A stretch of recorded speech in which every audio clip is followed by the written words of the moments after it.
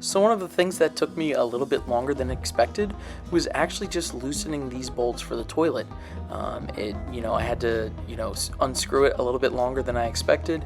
And then after that, the caulk that was underneath the toilet, that was pretty well connected.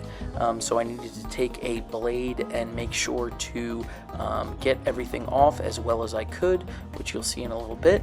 And once I was able to remove everything, I wanted to clean everything off for Matt and his wife the best I could. That way this space was as clean as possible for the new toilet installation.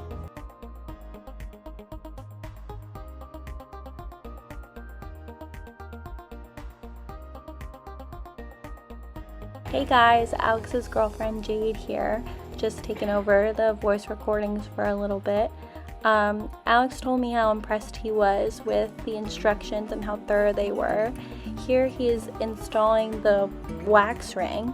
The other thing he's adding is clips to the flange to make it seamless when it's installed. Isn't he just so handsome?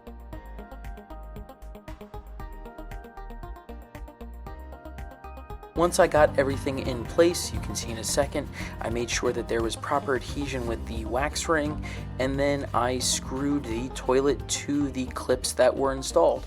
Alright, this thing is good to go. Again, I like that it has that little compartment so it is easy to reference, and it locks away.